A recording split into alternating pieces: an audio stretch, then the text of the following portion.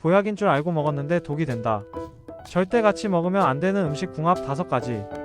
우리는 건강을 위해 제철 음식을 찾아 먹고 비싼 영양제를 챙깁니다. 하지만 많은 분이 간과하는 사실이 있습니다. 바로 음식 간의 상호작용입니다. 아무리 귀한 산삼이라도 독과 함께 먹으면 그 가치를 잃듯 우리가 매일 먹는 식재료들도 서로 만났을 때 영양소가 파괴되거나 심지어 독소를 만들어내기도 합니다. 특히 소화 능력이 약해지고 대사 기능이 떨어지는 시니어분들에게 음식 궁합은 단순한 선택이 아니라 필수적인 건강 지식입니다. 무심코 차린 식탁이 내 몸을 공격하는 독이 되지 않도록 반드시 피해야 할 상급 궁합 5가지를 깊이 있게 파헤쳐 보겠습니다. 첫째, 토마토와 설탕은 영양소를 태워버리는 달콤한 함정입니다. 많은 분이 토마토의 신맛을 줄이고 풍미를 높이기 위해 설탕을 듬뿍 뿌려 드십니다.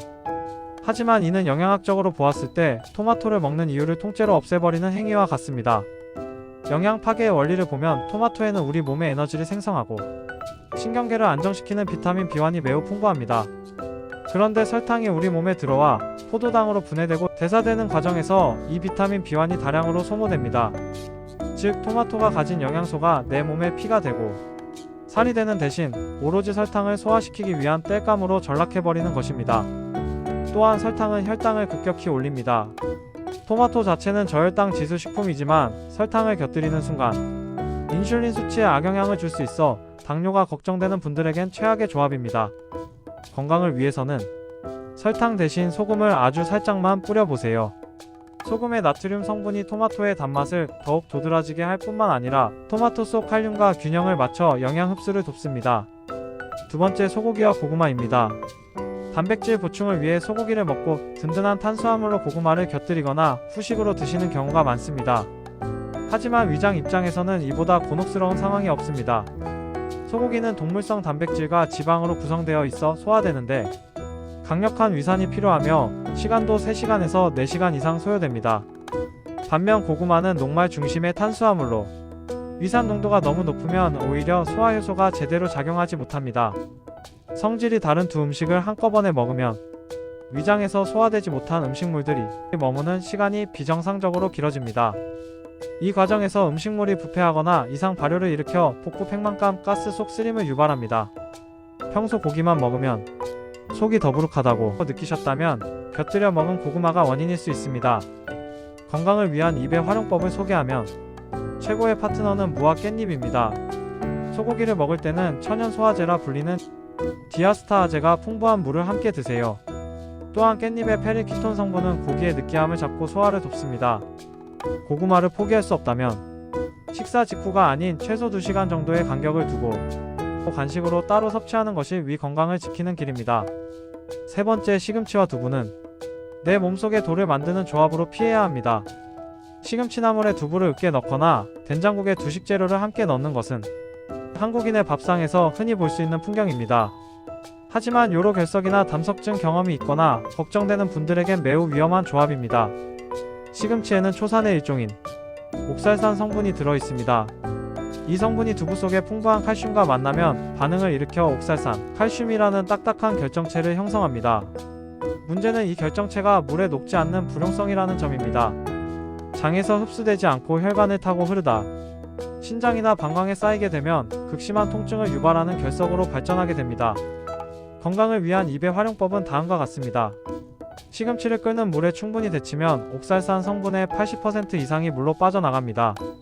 데친 후에는 찬물에 여러 번 헹구는 것이 핵심입니다. 시금치나물을 무칠 때 참깨를 듬뿍 넣으세요. 참깨 속의 리신 성분이 옥살산의 작용을 억제하고 칼슘 흡수를 도와 결석 형성을 예방합니다. 네 번째, 오이와 무는 비타민C를 파괴합니다. 시원한 맛을 내기 위해 오이와 무를 함께 무쳐 먹거나 물김치를 담글 때 같이 넣곤 합니다. 비주얼은 좋지만 영양학적으로는 무의 핵심 가치를 파괴하는 행위입니다. 오이를 칼로 썰거나 껍질을 벗길 때 아스코르비나아제라는 효소가 나옵니다. 이 효소는 비타민C를 산화시켜 파괴하는 성질을 가지고 있습니다. 무에는 비타민C가 매우 풍부한데 오이와 함께 버무려지면 오이에서 나온 효소가 무의 비타민C를 순식간에 파괴해버립니다. 결국 물을 먹어도 비타민 섭취 효과를 거의 보지 못하는 셈입니다. 건강을 위한 입의 활용법은 다음과 같습니다. 아스코르비나아제는 산성 성분에 매우 약합니다. 오이와 물을 함께 조리해야 한다면 오이에 먼저 식초를 버무려 주세요. 그러면 효소의 활동이 억제되어 비타민C 파괴를 막을 수 있습니다. 오이뿐만 아니라 당근에도 같은 성분이 들어있으므로 무나 다른 채소와 섞을 때도 식초를 사용하는 습관을 들이는 것이 좋습니다. 5번째, 장어와 복숭아를 같이 먹는 것을 피해야 합니다. 기력 회복을 위해 큰마음 먹고 비싼 장어를 먹었는데 후식으로 나온 복숭아 한쪽 때문에 배탈이 난다면 이보다 억울한 일이 없을 것입니다. 장어는 단백질만큼이나 지방 함량이 매우 높습니다. 장어의 지방산은 소장에서 천천히 분해되는데 이때 복숭아의 유기산, 구연산 등 이 장에 들어오면 지방의 소화 작용을 심각하게 방해합니다. 분해되지 못한 지방과 복숭아의 산 성분이 장을 자극하게 되면 장 기능이 예민한 시니어분들은 즉각적인 복통과 설사를 겪게 됩니다. 귀하게 섭취한 영양소가 흡수될 틈도 없이 몸 밖으로 배출되는 결과를 초래합니다. 건강을 위한 입의 활용법. 장어를 먹을 때는 생강채를 듬뿍 곁들이세요. 생강의 진저롤 성분이 살균 작용을 하고 소화액 분비를 촉진합니다. 따뜻한 성질의 부추도 장어와 찰떡궁합입니다.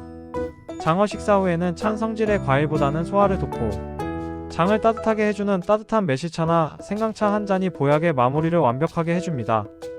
건강은 무엇을 보다 어떻게에 달려 있습니다.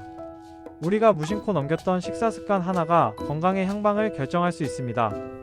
토마토에는 설탕 대신 소금과 올리브유, 고기를 먹었다면 고구마는 2시간 뒤에, 시금치는 꼭 데쳐서 참깨와 함께, 오이와 물을 섞을 땐 식초를 먼저, 장어를 먹은 날 복숭아는 절대 금물. 이 5가지만 기억하고 실천해도 여러분의 식탁은 이전보다 훨씬 더 건강해질 것입니다. 사랑하는 가족과 친구들에게도 이 정보를 공유하여 소중한 사람들의 건강한 식탁을 함께 지켜주세요. 더 궁금한 음식 조합이나 평소 즐겨 드시는 조합이 있다면 언제든 물어봐 주세요.